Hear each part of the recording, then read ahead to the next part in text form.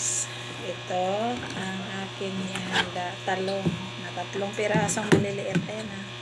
Tapos 2 itlog. Lagay natin dito yung itlog, babatiin natin to.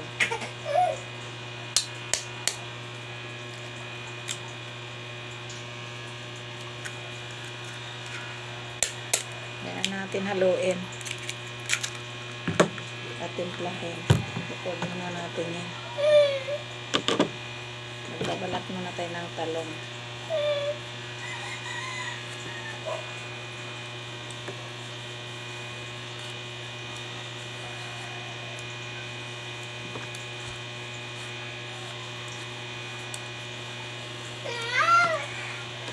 Para mapakain ko yung anak kong lalaki na hindi kumain ng gulay. Ganitong paraan ang gagawin ko. Babalatan ko yung talong at itorta. Kakaibang torta naman.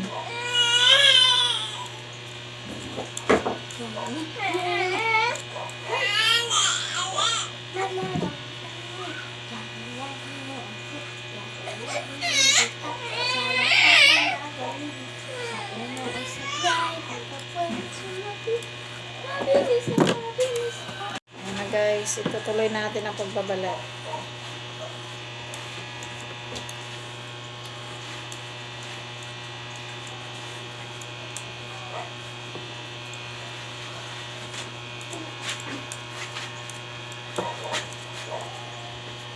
Dalawa na siya. O isa.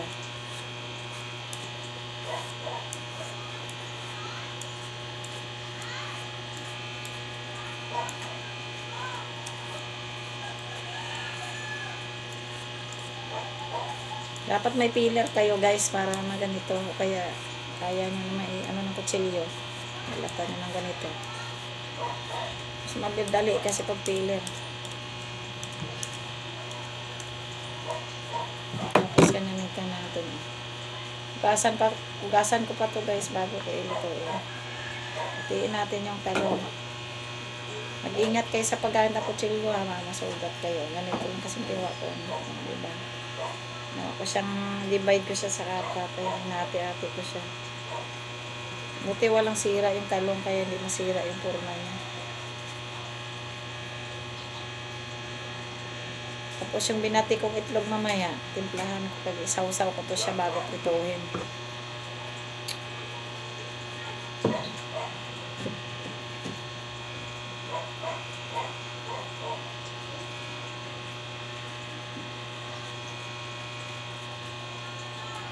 Yan. Tatlo na sila. Ito na guys, ready na guys. Naugasan ko na. Timplahan na itong guys. Ito. Ano lang, konti lang dito ang seasoning ng Lucky Me kasi wala akong bitchin o magic sarap. Ito na lang, Lucky Me na seasoning. Tapos, asin, isang kutsaritang asin. Ayan. Hindi maalat. Ayan o. Isang kutsarita. Tapos, batihin natin.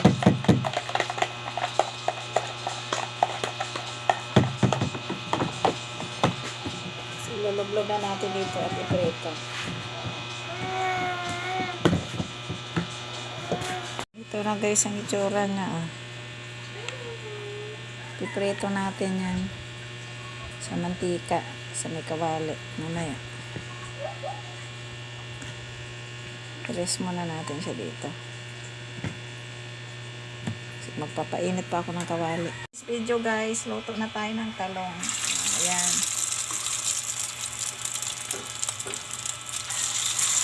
Ano natin sa buka. 2 lang lagay natin.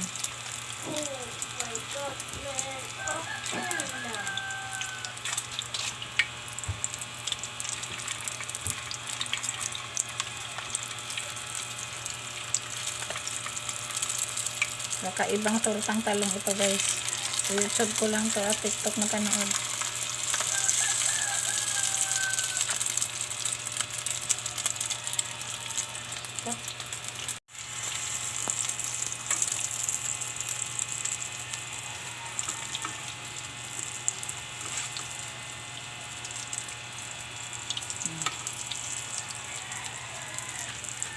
Okay na. Ayan ko guys yung isa guys. Halig ka rin. Ayan, para brown na brown. Ayan ko na guys. Sarap guys. Effective guys.